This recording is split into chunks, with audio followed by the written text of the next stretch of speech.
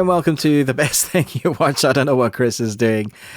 This is Chris from Movies and Munchies over there, doing the weird things with the camera. Ruben, I'm trying to show you my shirt. I have a Pikachu shirt on, but Samurai Pikachu. Nice. This is very cool. I like it. And behind me, I've got He-Man, and on the other side, I've got a Demigorgon, and over there, let's move the mic, is Cthulhu. Nice. Because we all need a Cthulhu. Yes. Welcome. Thank you for joining us. If you're new to the podcast, and I presume a few of you might be, considering we've had an influx of people watching the last episode. Thank you for watching. This week we have an interesting... I think it's interesting. We never quite know how it's going to go. We'll do a few tangents. We're going to talk about the best thing we watched this week, what we're looking forward to in the podcast extra section, as well as entertainment news. And I believe for the Patreon this week, what are we doing, Chris?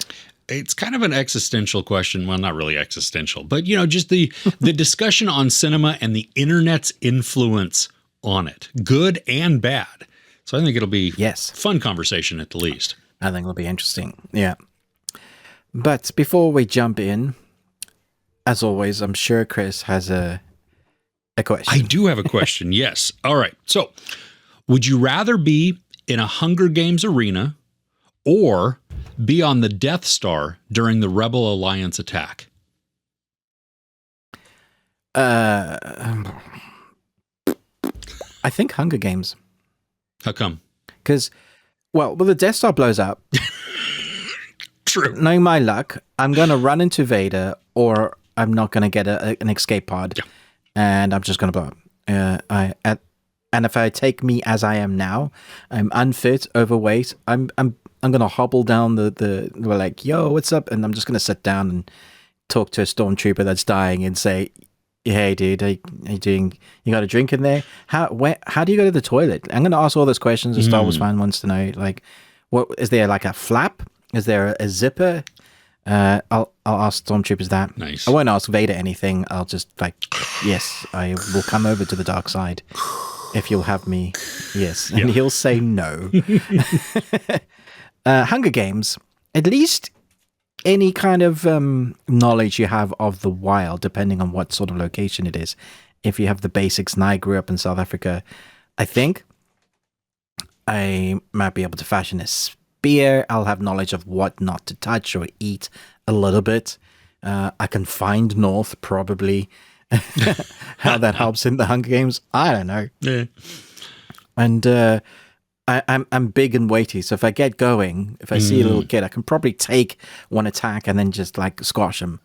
Yeah, I think I'm more likely to survive that way. What would you choose, Chris? I would be exactly like you for the exact same reasons. I mean, I would have a minimal chance of surviving in Hunger Games. But zero chance within the Death Star.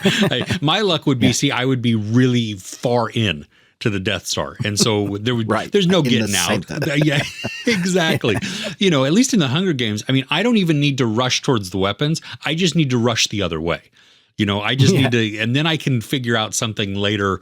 You know, like you. You know, I don't know, find a taco truck and sit down and be good to go. I don't know, but just exactly. Yeah, I probably still wouldn't fare well. I'm going to be like that guy in Emperor's New Groove. Like, I'm sorry, I've been turned into a cow. Can I be excused? I'm just going to say, I'm not meant to be here. Yeah, I did not volunteer. Not I'm tribute. Clearly not the right demographic for this Hunger Games. Come on. Whose champion do you think I am, right? Yeah, look at my beard. Like, seriously. Oh, goodness. Oh, funny. Yeah, so there you go. Cool. On that news, there you go. On that roll, do you want to start us off on the best thing you watched this week? Sure. Yeah. Okay. So I think some of ours are going to overlap, but I've been wanting to talk about this show for really weeks now, but it just wrapped up. And so now I think we can, and it's Shining Girls. It's on Apple TV Plus. I want to talk some spoilers if that's okay with you. Sure. Here's a massive spoiler warning just for for the whole show, really. But more so, I really want to focus in on the finale. Sure. so there you go. Spoiler warning. So Elizabeth Moss, Jamie Bell, Wagner Moura, I mean, killing it. Just doing a wonderful job in this show. We have spent, it's 8 episodes long, each of them like 45-ish minutes, maybe close to an hour, and so much building up with this shifting realities, this time travel, possibly, at least it's hinted at through a lot of that. And then we finally get answers in, I think it's episode 6, where we focus on Jamie Bell a ton, and we understand it's a good episode. Oh, it really was, because we now get a great understanding of how he's able to do what he's been doing, because he is a serial killer, but he's doing it through time. And it's because he comes across this house that has an ability to transport people through time. That that is not explained at all. The house just is. So I would like some lore on that, but I don't necessarily need the lore on that. But Jamie Bell somehow figures out that you just have to think of a date and time, and the house transports you to that. But that's at least verbalized. I don't know how he comes across that knowledge. Maybe it's trial and error. Maybe he was just thinking about trial and error. That's how I understood it. Okay. Yeah. So we get to the finale then, and Elizabeth Moss she's gotten a clue. She's gotten an address, and she finds out where this house is, and she goes. Now, we have spent 7 episodes building up to this point, where it is very mysterious. It's very, mind-melting. Like, I loved it because I couldn't figure it out. You know what I mean? And they show you, like, things just change here and there, and you're like, wait, how is this changing? Why is this changing? And the characters, why is this changing? The characters don't really even know why it's changing at certain points. So we get to the end, and we see that Kate Moss has gone back into the past. She has informed people of what Jamie Bell is going to say, which means that she has been there several times, because she's learned what he's going to say, just like him. I mean, she's done exactly what he's done through the show. And so my problem with the show is that I feel like it was wrapped up too easily, even though I love the whole series. I love the show as a whole. I felt like you've built it up so much that when we get to this end, you make it very convenient to wrap all of these storylines up, rather than give us an episode where Elizabeth Moss's Kirby finds the house and she's discovering things. She's moving through time. Let us see some of that. Let us see, just spend more time with her. And when she's doing things, how is that changing the past around her, or the future, the present, whatever that is? And then give us the actual conclusion where she works to take out Jamie Bell. Does that make sense? Yeah, no, I totally get it. It did feel like it went from episode 7, we were like, you've explained how, but now how is it going to conclude? And then it concluded in episode 8. I do feel like I can understand the disappointment in... I think basically they've used the movie magic thing, where if it happens off camera, then we don't need to explain it. And so there's a whole bunch of stuff that happens off camera. She goes and does stuff, and we have to put the puzzle pieces. So she comes in and she just knows everything. Where we've seen Jamie have to learn how to control the house or use the powers of the house. But I think there were also other things that you can put together in your mind of, she's a little bit different to Jamie. I think she may be more powerful, naturally attuned to the house. She showed that she was able to do things without him, as far as I understood. They were just happening naturally. Whether that's an occurrence because he is around her, I don't know. There's an argument for that for sure. But just how quickly she was able... We don't know how quickly, I guess, but we think it's fairly quick, how quickly she was able to change things or put things into place like he did. Yeah, that's a little frustrating. But it also leaves questions like, does everybody that was involved with him now know? Because there was that one woman I think is Clara? like we thought she was going to die. Yeah, the astrophysicist. Jinsuk. Yeah. Oh, Jinsuk. Yeah, and I really liked her story, but she kind of knew at the end, so that does mean that she needed to know. So I was just wondering how far she went back. Did she explain to all the women? Did she save all of them, or was it just now that she's in control of the house? How far does she go back? Because if he never entered the house, or never gets to, even though he has the memories of all of that, and then you see when she meets him and his whole uniform changes. Yeah. He goes from being in the army to now I'm just a civilian. None of that ever happened. Does that mean they're all saved? That's how I took it, because she then did something that we don't see before that to prevent him from even going into the military, which then sets him off on a different trajectory. See, that makes it even more frustrating. They needed to show us a quick flash of just women in consecutive, like this person's alive, this person's alive, this person's alive. All those people, it could have been split screen with the two lives of him killing her and them alive. And then like that one fading out and that one being, it would have been a really nice way just to show us. Because here we are talking about it, trying to decipher it. Did it or didn't it? Well, and you brought up something that triggered a question in my mind. So Elizabeth Moss, obviously, because she's the one going through this, she's remembering everything. I mean, she has all of the context from start to finish. Philippa Sue, Jinsuk's character, or Jinsuk, Philippa Sue's character, Philippa Sue is the actress.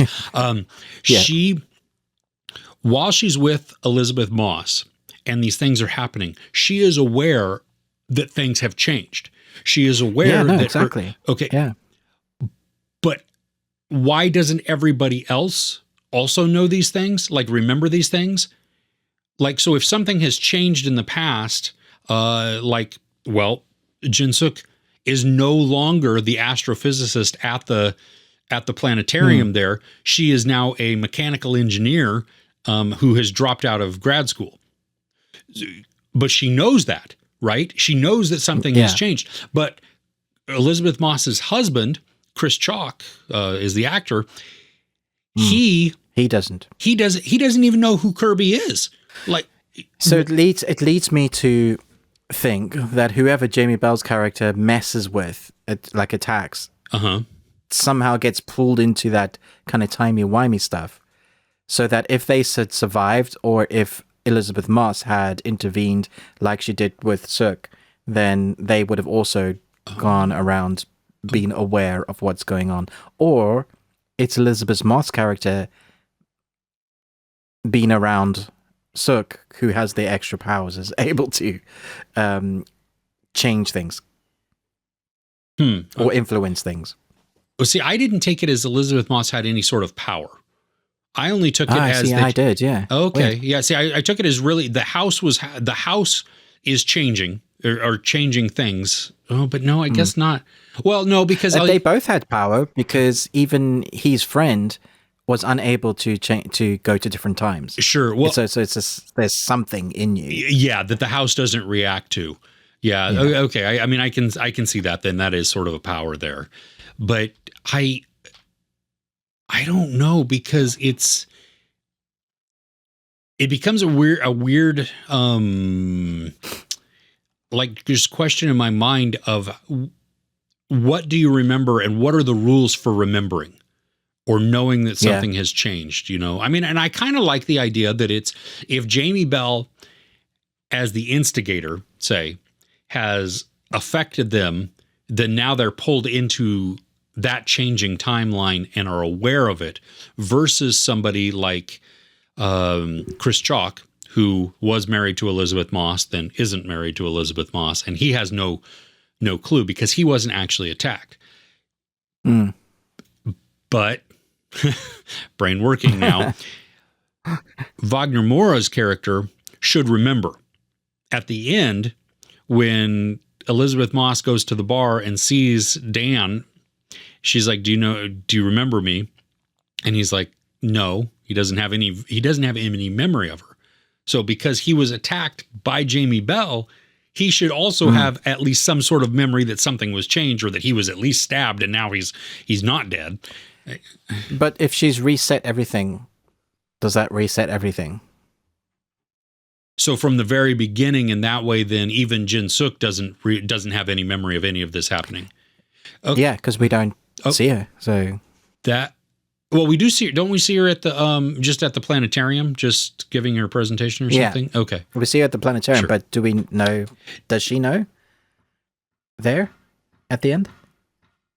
Oh no, that's a great question. Maybe you're right there. Yeah, that it because Elizabeth Moss resets it from the very beginning, and Jamie Bell's character is never allowed to murder anybody, in the future. Effectively, she's rewound time to the beginning. Only she knows because she's in the house. Correct. Yeah. Huh. Yeah. I don't know. Well, if you've watched Shining Girls, what are your thoughts and theories on it? I mean, I would love to hear some of these too. Share those with us. I think there's more to be uncovered in this. Totally. I think we could watch it again and come up with a totally different theory. It's definitely one of those. Yeah, I rewatched episode 8, the final episode. I watched it after I did my review of episode 7, and then watched it again before I did my review, so that because I felt like I was probably missing something. But I think now, going back from the very beginning, since I've seen the whole thing, maybe I will get we'll pick up different nuances. You could watch it in one as well, because you've been watching weekly. True. It'd be interesting to see like a long movie with a few breaks, whether the continuation, because sometimes you forget little bit things that they might have mentioned or shown. You connect those puzzle pieces. Very true. Very true. Yeah. So, I mean, definitely, I think the series is worth watching. It's excellent. I was bummed a little bit by the conveniences that happen. Just the questions that I feel, kind of like you said, happens off camera, so we don't have to show it, and we're just gonna. We don't have to explain it. Yeah, exactly. And I would have liked that, given the amount of time that they spent prior to these resolutions, but overall, though, still definitely a well done series. I mean, it's beautiful to look at, and it's certainly one of those that is going to mess with your head. So, yeah, I enjoy those. They make you think a little bit. Yeah. All right, what's on your list? It's one I haven't reviewed yet because I haven't finished it. So there are 8 episodes. It's on Epix. I got the screeners to it, and I'm 6 episodes in, and I'm loving it. It's very good. It's called Billy the Kid. It's an epic romantic adventure based on the life of Billy the Kid, from the humble Irish roots and his early days as a cowboy and gunslinger in the American frontier to his pivotal role in the Lincoln County War and beyond. First off, the actor that plays Billy the Kid in a way I haven't seen before. And I think that's because it's a very human story. It's a very, very sad story, where I've seen Billy the Kid in films like Young Guns 1 and 2, and various other like incarnations. So they've always been films, and they've always been, he was this outlaw, really, really quick on the gun draw, one of the best ever in the West. This time around, we start in the first couple of episodes going backwards and forwards in time. We see him, it starts off with like, he really doesn't want to kill this guy. He's given this guy a chance. He's taken 2 bullets out of the guy's gun without the guy knowing, and the guy still shoots, and he's like, I'm giving a chance. I really don't want to do this. And the guy clicks again, and he's like, I'm going to have to kill this guy. And then it flashes back to him as a kid, and you see what he has to go through as a kid, who he loses, as part of the family. The West was, we had no medicine or anything back then. So it goes through all of that, and it just shows how life steered him into a place where he had to be an outlaw, where even the law was corrupt. And so by the time you get to him being an outlaw, you don't care. You're fully 100% behind him. Like, you want him to survive. The thing about, if you know anything about his life, you're like, this is not going to end well. So the whole time you're rooting for him, you're also kind of sad, because you're like, I know how this is going to end. Everybody he meets, you're like, yeah, you're that famous cowboy I know, you're not going to survive. You're that dude, you're not going to survive. I haven't finished it yet, so I don't know if they're going to do multiple seasons, but it's very entertaining. The way it's put together, like, very bingeable. Every time I finished an episode, I wanted to know what was going to happen next. It's filmed in a way that lets you see the action. There's no fast cuts, there's no fast pacing in like, oh, we're going to cut now, close up on this, very artsy. No, it's a proper Western. It has edge of your seat moments. It has really emotional moments and all things I wasn't expecting from the Billy the Kid kind of series. I thought gritty action probably, but this is a drama and it has a lot more heart. And when this action is great because they earn the action, which I think is great. And they really embrace his Irish roots as well. So there's a lot going on there, like from the culture of his family coming from Ireland to America, trying to find a life. They really kind of go into how hard it was to survive in the West. I'm burping because I've just had a beer. So if I say things I shouldn't, I'll blame the alcohol. It's 5 o'clock somewhere.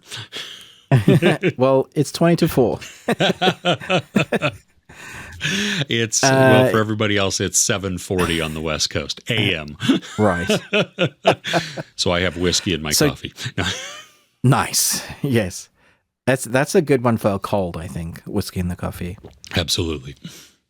Talking about whiskey, they drink a lot of whiskey in the West. Yeah. And everybody drowns their sorrows. They celebrate with whiskey. They commiserate with whiskey. They drink whiskey. When you ask for a drink at the bar, if you ask for like dark, can I have a glass of milk? Though you're going to get beat up. You're going to get thrown out. It does also have those classic moments. You want to see Billy do amazing shootouts, like really fast. His skill. You see all the gambling. He was kind of a card shark as well. And then there was like those love interests that he had. But you actually care about his character and those that he interacts with. And I think that was the biggest surprise for me. One that a lot of people probably don't know about because I don't know that many people watch Epic's stuff. Like, I just don't hear about this channel being talked about much. But they are coming up with some really cool original content. From is one that we talked about a few weeks back, which I believe is their original.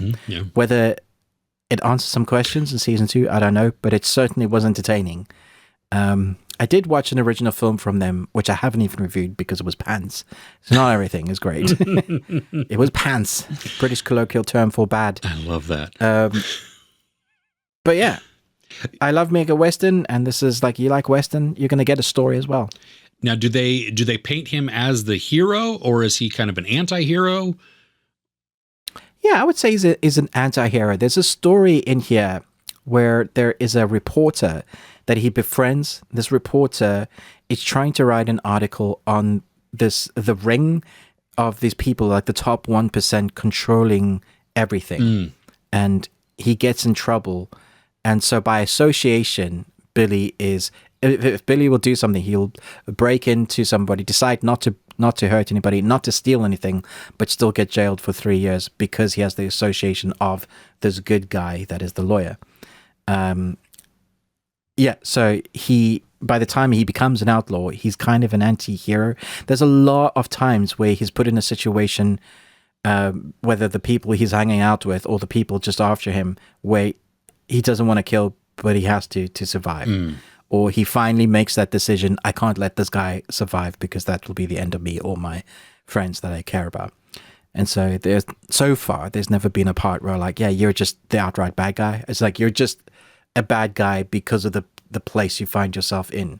Had you been alive in today, you probably wouldn't have ended up like that. You'd probably be a cop or something. Yeah. A whole nother conversation there. In the UK, let me specify. Okay. In the UK. Is this a weekly release also? Like, because From was a weekly release. I think so. Okay. And I think the last episode is this weekend. So you can go now and watch all 8. Nice. I believe. Yeah. Right on. Very cool. Okay. Yeah. Fun.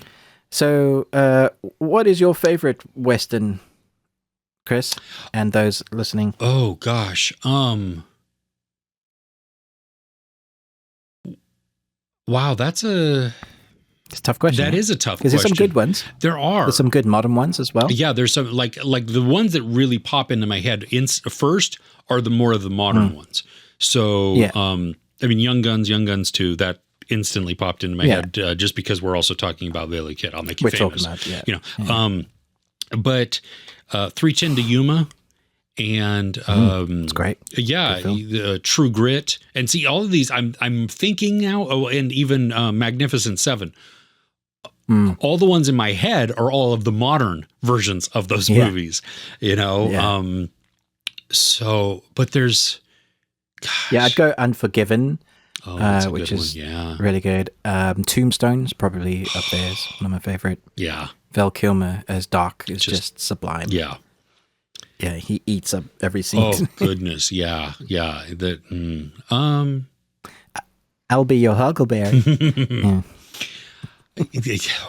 Yeah. I'm trying to think. Tough question. Yeah, it really is. I mean, because you think about it, there are actually quite a few that. Yeah, we haven't even started on the John Wayne ones. Yeah, or I mean, Clint Eastwood with his spaghetti westerns, you know, and just the good, the bad, and the ugly. Yeah, you'd be stoned for not saying that. Yeah, you know, or Blazing Saddles. Yeah, you know? Blazing Saddles is amazing. Even 2 is great. Yeah. So, oh goodness.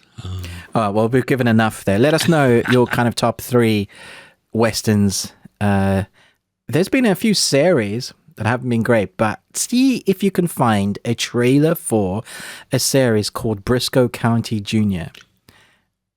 Man, isn't that that was it's a comedy, right? Yeah, it's a comedy western. Yeah, I used to love watching that. Who is it? Obviously, we had Zorro as well. Oh my gosh, yeah.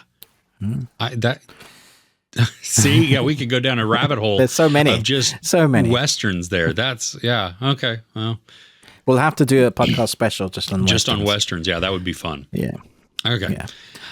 All right. What's next on your list? And next is, and this one may be on your list, but The Boys, Amazon Prime's series. The 3rd season dropped this week. You and I believe, both had access to all of the episodes. And I didn't actually. I was expecting all of them. I got the 5. And then they said, yeah, we're going to send them now. Now I'm getting them weekly. So I've seen 5. I'm waiting for 6 and 7 this week. Okay. So don't tell me about the end yet. I'm not going to talk about, I don't want to talk about really about any spoilers necessarily. Just because I'm not sure how many people have actually had a chance to watch it yet. This though is, I mean, it continues with its satire and its social commentary. You know, I think it does that really well. It is hyper violent. I mean, it is insane at the amount of violence that they do and the ways that they find to kill people. It's just I didn't see one kill coming. I did like, well, that's not something you see every day. Yeah, are you talking about in episode 1? I think I was talking about Kimiko that might be later. Episode 4, maybe? Oh, I don't even... Kimiko has a fight sequence where she gets sent on a mission before they are allowed to find out where there is a certain weapon. And Kimiko goes and fights this guy, and she has like 2 massive things in her hand. Oh, yeah. Kills somebody. Yeah. Well, you're talking about something else. I'm just... in episode 1, I mean, you're like 10 minutes in, and it's like... that... Wow. Okay. That was unexpected. That was, but so the series is a lot of fun. I think, it's, gosh, I'm trying to think of, I have my Amazon thing decided to turn itself on and try and listen and respond there. Okay, so I have a question for this, really, and I think this is really what I want to talk about most, and you can, we can talk about however you want to also, but, can you be anti-woke? Because we know that there is a large portion of people who are anti-woke. I mean, they use woke as an insult, as a put down. Yeah. So can you be anti-woke and still watch The Boys? Because here's my thing. The Boys is one of the wokest shows I've ever seen. I mean, well, okay, explain what you mean by that, because I think some people were like, woke means this, woke means that. Okay, so it is anti-racism, it is anti-right wing, it is pro-gay, it is anti-alpha male syndrome. I mean, it flies in the face of all of these things that you're saying that because it's satire in the way it does that. Yeah, I mean, because Homelander's obviously so masculine, and he's all about I am the man, therefore you obey my authority. Yeah, that's exactly it. Yeah. So I mean, this whole show is addressing things like, you know, when I hear people go, "Oh, that's woke, I'm not going to watch that." You know, that's just, it's pushing some agenda. It's pushing the, you know, this or this, you know, this one, it's pushing the gay agenda. So I don't like that. Or it's just saying that everybody is a racist and I'm not going to watch that. Or it's saying that men are bad and I'm, you know, because they have power and I'm not going to watch that. Well, so do you watch The Boys?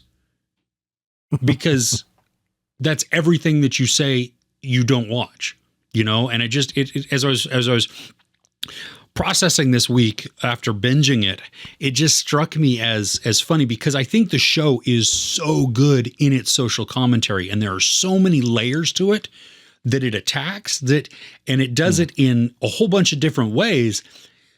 I ask that question as a legitimate question, not as like trying to just poke the bear or trying to be, you know. Oh, no, for sure. It is something that you can talk about.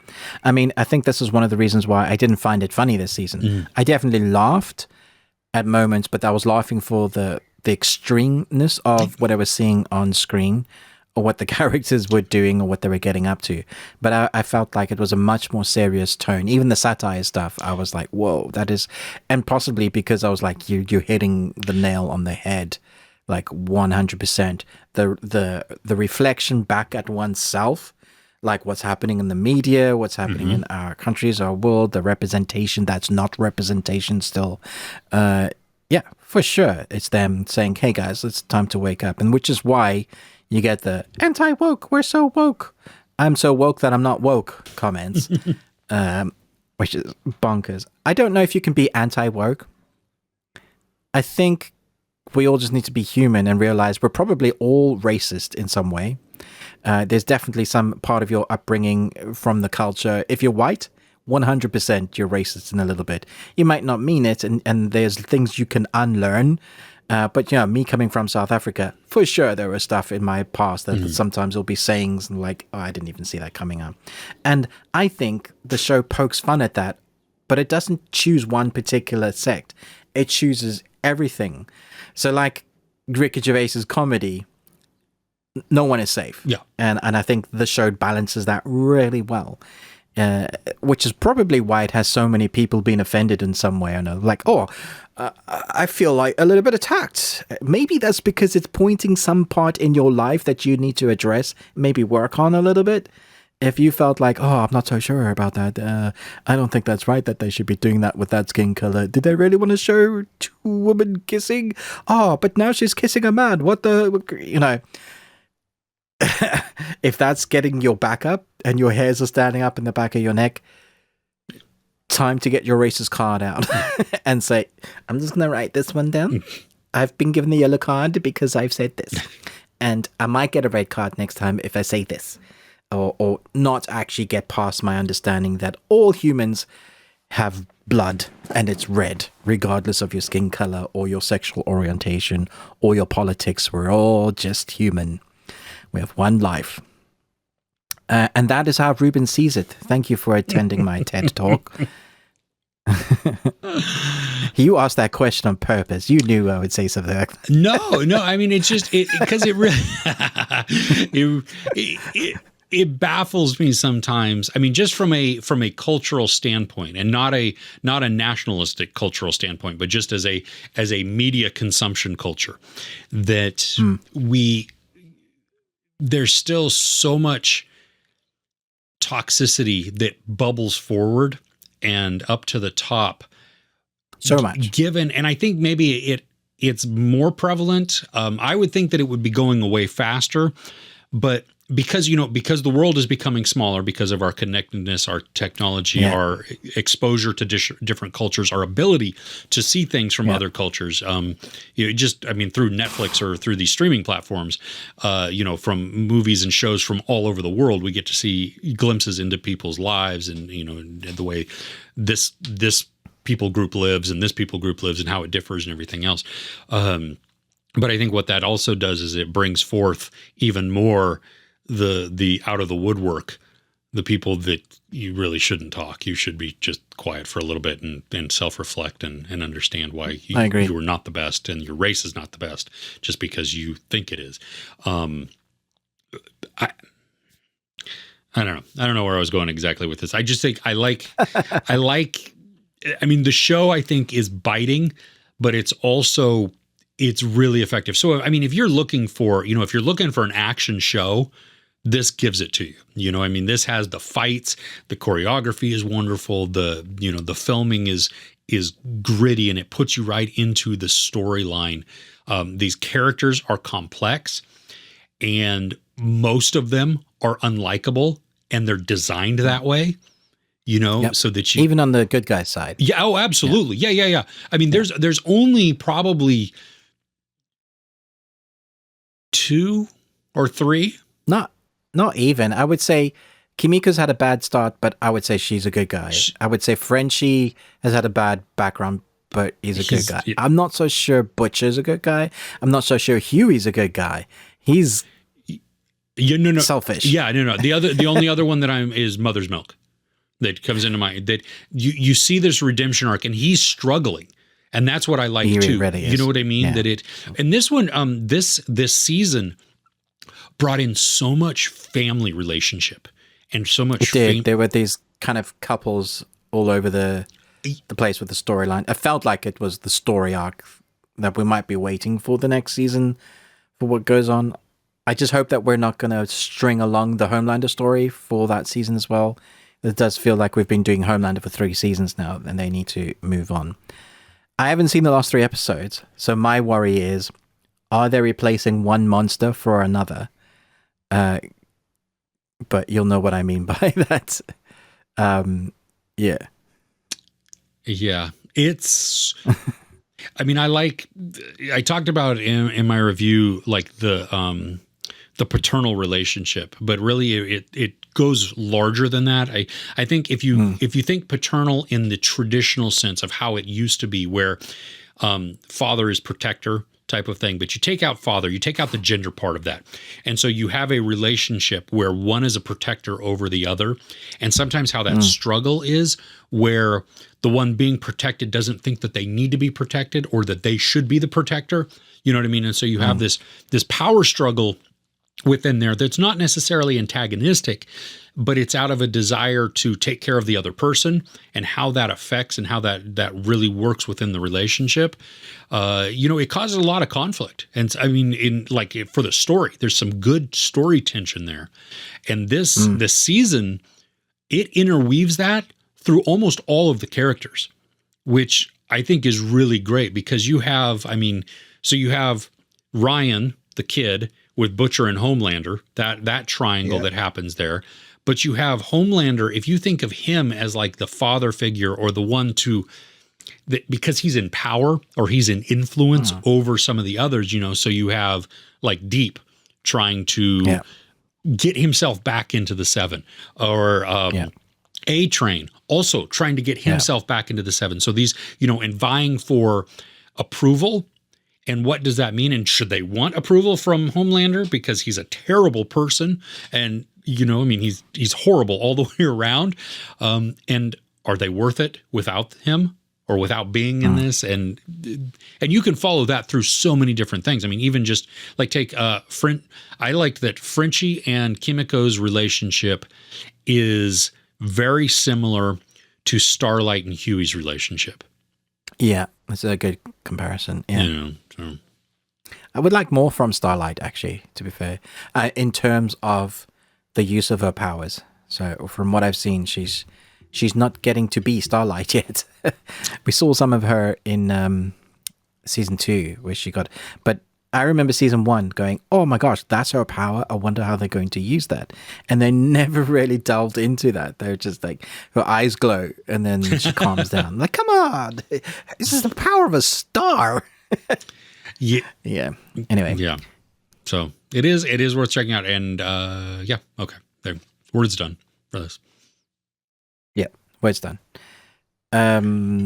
Okay. So we, on both our channels recently, we've been reviewing some Indian content. Last week we did RRR, Rise, Roar, Revolt.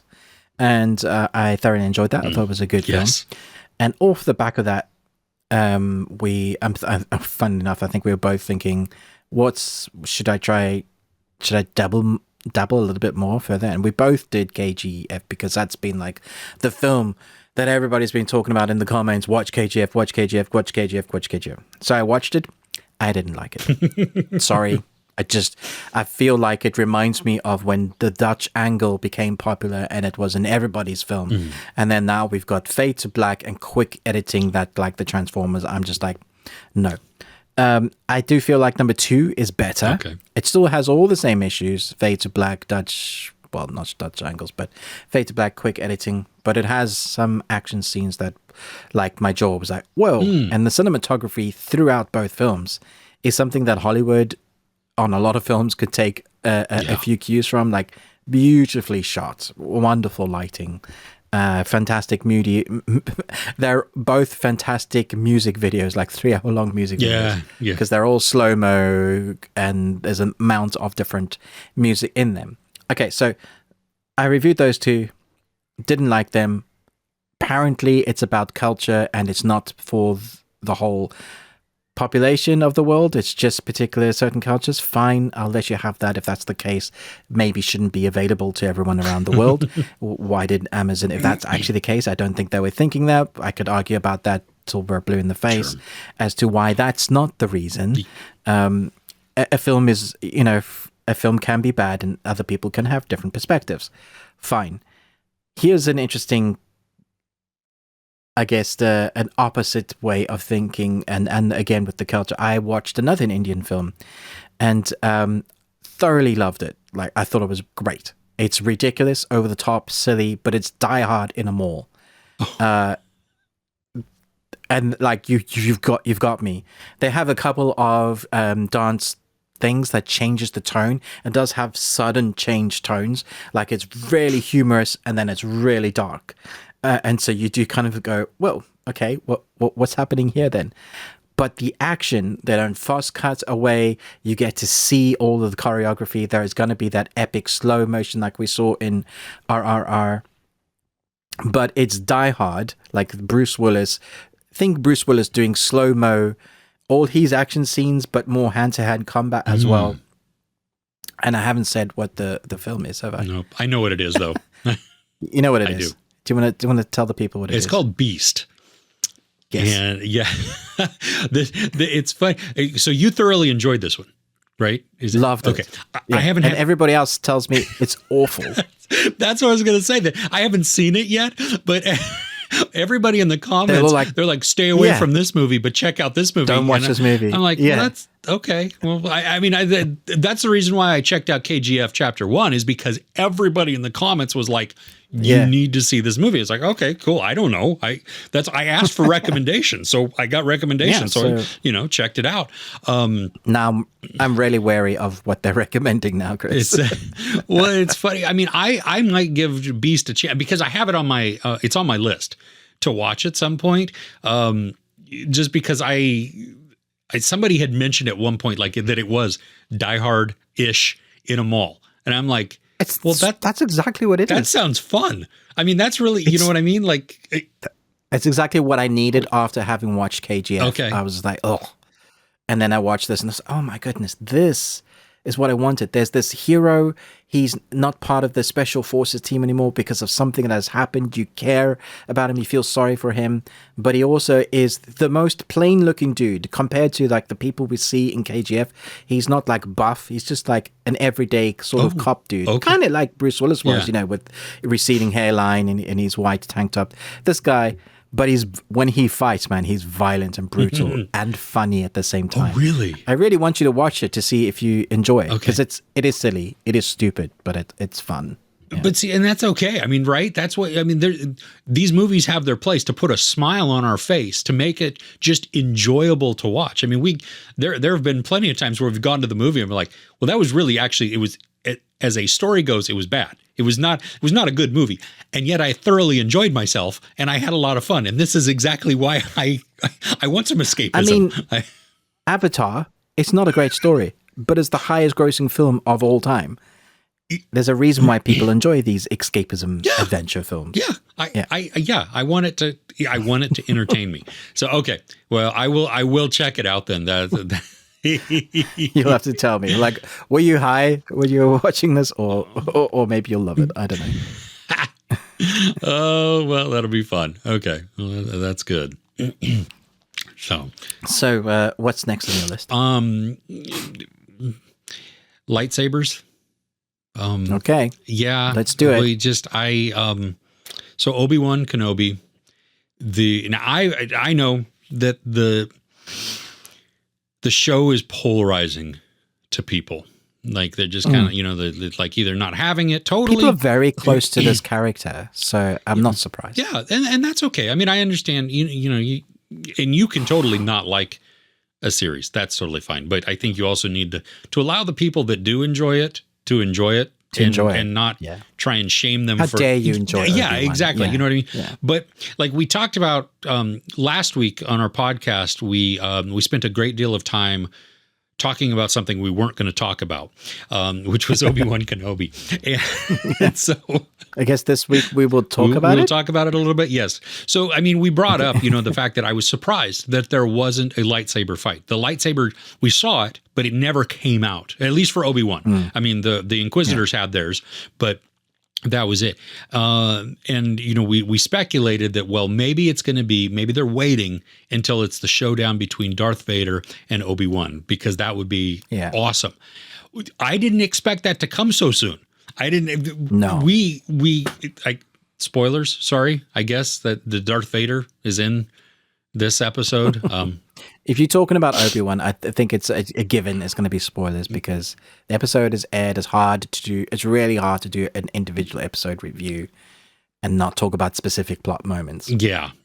So this, I mean, the only thing that I really cared about within this, I mean, I like the Leia and Ben. Or Obi-Wan relationship that we're seeing. I think it's really good. It's being redemptive for Obi-Wan. But the big thing was with Darth Vader watching him walk through this town, and we know he's drawing out Obi-Wan. That he's tormenting people just with fear. He starts to kill somebody because he knows that Obi-Wan is good and can't allow that to happen, to save himself, that he's going to reveal himself at some point. Your feelings betray you, Master Obi-Wan. That's exactly what I heard in my head. Well, and how great is it that we have James Earl Jones voicing? Oh, man. You can't not do Vader without... If he's alive, which is great, that he is, then... Please get him. Yeah, they need to start recording every bit of words ever. Seriously, with him, because he's getting up there in age. But going back to Vader walking, I mean, we finally you see the cinematography in this episode was so wonderful, because it's happening at night when we have Darth Vader chasing Obi-Wan.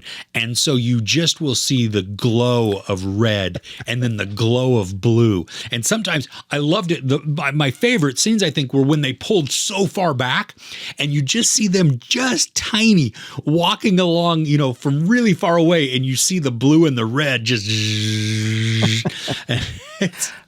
I do think they made his chest lights a bit too bright this time around, because when I saw it, I did want to go beep boop boop boop boop boop, because it looked like a video game. But yeah, it looked so great at night. Well, see, you figure though, brutal. His lights are fresh still right now. You know what I mean? That's true. That's fair. He's got the new suit. He's got the shiny butt. Exactly. It's been buffed up. Yeah. Okay. That's fair enough. I think we also forget that he is a torso, totally third degree burns. and should 100% be dead. Yes. And the combination between this suit and the Force, the dark side, is what's keeping him alive, which is why he uses the Force all the time to do probably everyday things that like most soldiers and whatever, and he can't run really. It's like a robotic suit, you know. He moves, but he moves with the Force, and he moves, and his Force's powers are strong, obviously. And then the juxtaposition of that is Obi-Wan is a broken man. He hasn't used the Force for 10 years, whether he cut himself off purposely because of what he believes he's responsible. Because we get that one line, like, what have you become? And what does he say? What was it? I am what you made me? Is that what he said? I am what you made me. Yeah. And that was just... And if that wasn't brutal enough, what he does to Obi-Wan by dragging him through the fire with the Force, and then not wanting him to die, so using the Force push to wipe out the fire that had been lit using his lightsaber, which I'm guessing... Because I thought Obi-Wan had pulled the cans down with the Force to stop them from walking. But was that Vader then? I thought that was part Vader of the plan to light the... Right. Yeah. So I know a lot of people are complaining about, well, why didn't Vader just put out the fire then and stop Obi-Wan from escaping with the droid? And I think we had a conversation about this online recently. It was, well, there's a number of reasons. One, there is canon. You can read the books, watch the animation series where Vader is actually afraid of fire because of the volcanic scene since Revenge of the Sith. Makes sense. He's got some PTSD about that. I get it.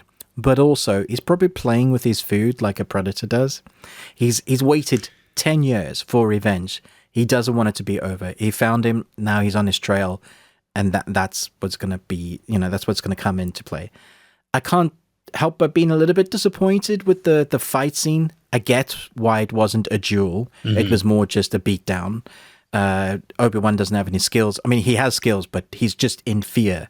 He's in flight mode. Yeah. He's not using the Force. His skills, whatever. And he's old. He's 10 years older. Not that much older, just 10 years. So it's... Yeah, but I mean, he's out of practice more than anything. Yes, you know what I mean? yes, So you're absolutely right. He's out of practice. He's in survival mode at that moment. He is not standing up to actually engage in battle. He's only defending himself and trying not to die. That bit when Vader goes and Obi-Wan goes, nope. he legs it. I was like, I'm with you, dude. Yeah. That is Vader in front of you. Yeah, which I think hopefully, because we only have 3 episodes left, that we will watch some training, some practice happen with Obi-Wan. You know what I mean? To get that confidence back, which then leads us to some sort of epic showdown. I'm expecting him to beat down a couple of Inquisitors, and I'm expecting him to win a fight against Vader, because there's a one line in A New Hope where, not obviously kill Vader, but win at the fight, so that when we meet again, but I am the master now. Roles are reversed. I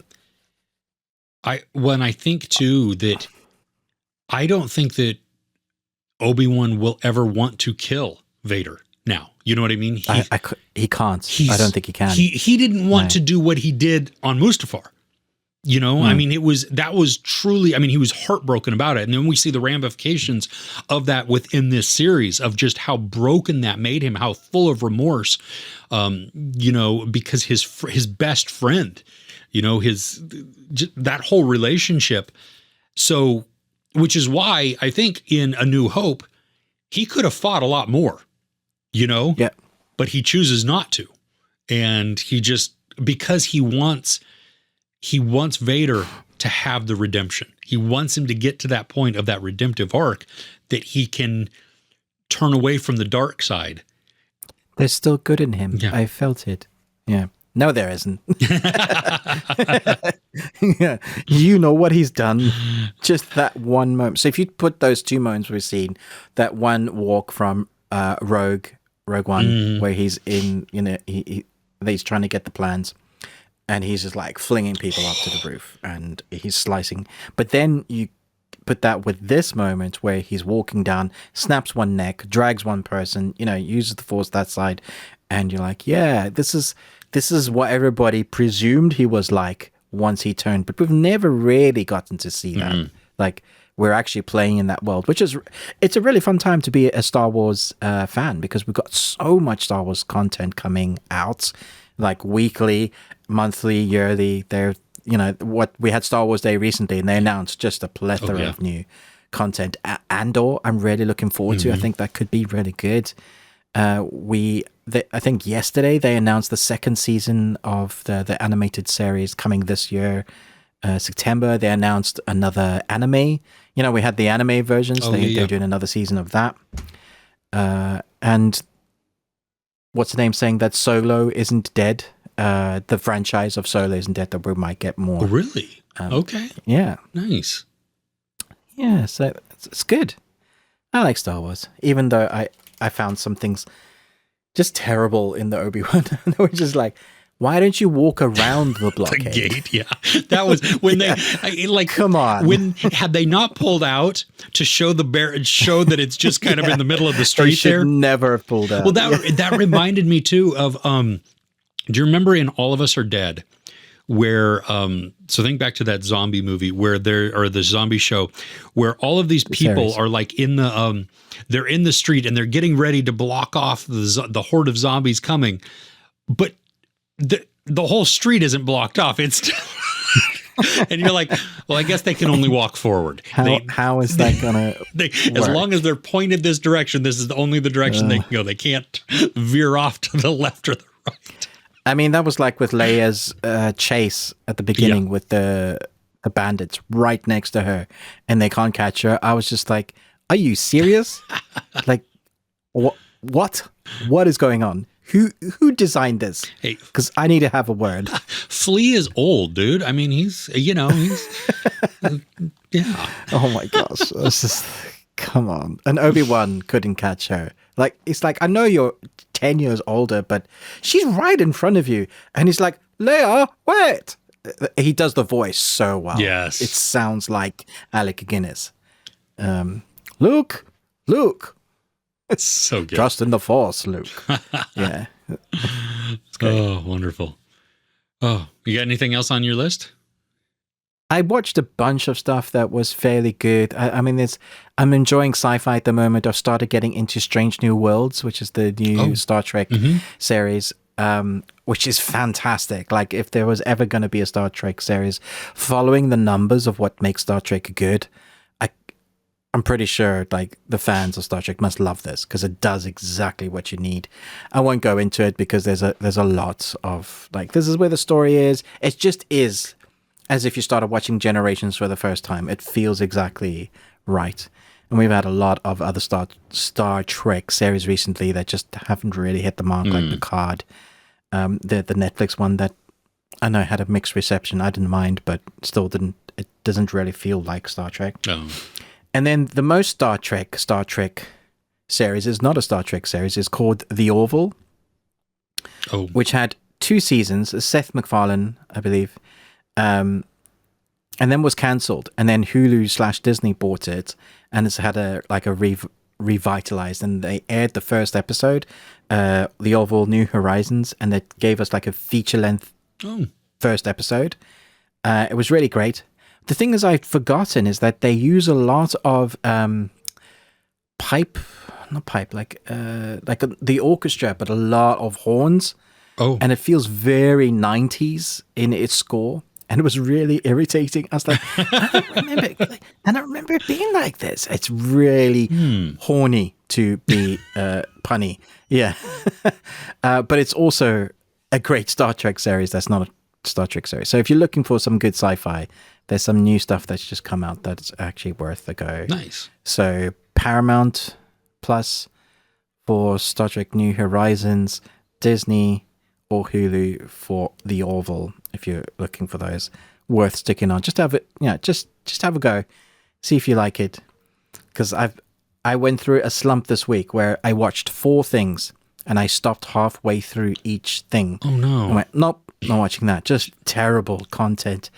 There's a film that you reviewed this week, Chris, that I couldn't be bothered to go back and finish watching. Don't finish it. Interceptor is terrible for everybody. it's For the sake of 1,000 views or maybe 2,000, yeah, to give me a little bit of money, but is it worth my soul? I don't think so. It was my wife. It's funny. My poor wife. She endures a lot of the crap that I watch, but she was like, "Is this over yet?" No. Oh gosh, it's still going. It's just it's. My wife was this, but she said, "Can we watch something else?" That's what happened. Yeah, it's Die Hard on a tanker, like or a little island. It should be good, right? It should be. It's under siege. Yeah, but with terrible writing. Ugh. The dialogue is horrendous. The direction is like nobody feels like they want to be there. You have except for Chris Hemsworth. Okay. So I full on, like, there are so many shots of him going like that, doing these things. And I'm like, why the crap is he in this movie? What in the world? And then when the titles, yes, exactly. Yeah. When the credits come up, executive producer, Chris Hemsworth. And you're like, oh, yeah, okay. That still didn't explain why you're in this. Didn't make the film any better. No, if you're showing an outside perspective of how the world is reacting to this, you need to show more than one dude. Just oh gosh, some of the fight sequences were good though. Okay, I appreciated also that they did not use quick cutaways. That a lot of the fight choreography, I mean, that they stayed, the camera followed the fight. You got to see it. It was fairly brutal. Yeah, so I'm glad for that. That was good. I mean, I listed a couple of positives within my thing. The score I thought was pretty good. I thought it was too loud at times, and it might be a little over dramatic, but it was still good. I think I was also trying to find things that were positive. Trying to find something to be happy about. Yeah, but you have like there's this barricade that comes down between the control room and the rest of the thing. And our protagonist is inside and she won't let the antagonist in. And Luke Bracey, who's the antagonist, he's on the outside. Half the time he looks bored. I mean, he's just like looking through the window. I mean, not doing anything. There's no emotion. She's talking to him and he's just like, and you're like, what? I don't even, you don't believe what's going on. So how in the world am I supposed to believe what's going on? And it didn't embrace some of the ridiculousness. It tried to, like, because you have this pillar thing out in the middle of the ocean, and it's probably 4 or 5 stories up from the where the control thing is to the ocean surface. And, yeah, the little ninja dude that came in from the floor. Yeah, well, I don't know. How did he get there? He climbed in somehow. There was a ladder or something, but there's no ladder. That's nonsense. Yeah, but 2 people fell from that thing and hit the water. You're breaking a leg. You die. That's dead. And there's a time limit towards the end where it's only like 4 minutes. And she's in the water, has to get up. And I know we're talking spoilers because I just don't care. This movie is trash. but she has to get from the surface of the water all the way up to the top, to the actual platform, to be able to launch these missiles. And she can only use one arm because she has been shot in one arm. So she has to do this like on the monkey bar type things, going but only using one arm. And it's like, this is ridiculous. Just you climbing up would take more than 4 minutes. I mean, it's so high and the thing is sinking. So it is getting a little lower as it goes along, but come on. We're not that doesn't stupid. mean the ladder's getting shorter. It just means it's sinking. She's still having to climb up every one of those rungs. Yeah. And she has to do the whole monkey bar thing. And it's like, dude, you're doing this one-handed swing, jump, grab onto the next one. And it's like, okay, embrace more of the ridiculousness at this point. Then no, exactly. Yeah. Embrace it. Don't try and be serious. Yeah. That was a weird tangent. That was a weird tangent. I should never have mentioned that. Oh no, there's nothing else on my list. That felt good. That felt good to rant a little bit about. You needed to vent that. Chris had that brewing. Oh my gosh. Oh goodness. Well, hey, thanks for sticking with us. Always you can comment us in the comments. That's where you would comment. But tell us some of the best things that you watched this week. We would love to hear what you're watching, what's on your viewing schedule, because that's how we get some of the recommendations. They may not always be top of the list for us to check out right at that moment, but they do. I mean, that's how I watched KGF. People said, "Hey, you should watch this." That's how I watched RRR. We watch these different things, so we appreciate those. Yeah. Yeah. Do we? Oh, totally. No, I love the recommendations. Now the content may not be awesome, and that's okay. Because we all we don't always see eye to eye on every single thing, which makes the beauty of cinema and discussion. Because it's amazing you're allowed to have different opinions. I know. I love it. I love being able to disagree and to point out the reasons why we like something or you like something and I didn't like something, whatever. That's okay. And we can be friends and have fun. And so we welcome your comments as well. Like, share, subscribe. Ruben with the Ruby Tuesday. Me, Chris, with Movies and Munchies. Check out our Patreon at patreon.com/thebeardedones. New content this week is going up, a discussion on the internet's influence on cinema and the pros and cons of that. You can always tweet at us at Best We Watched. And don't forget also the extended version, the full audio of this podcast is available wherever you happen to listen to your podcasts. And if you are listening on that, please rate and review us. We would really appreciate that. If you've never listened to us on the full audio podcast, we've linked it in the descriptions below. So you can just quickly and easily find that and go back and even listen to some of the other nonsense that we get up to in that. But we really appreciate you watching, your time spent with us. With that, we'll see you next week.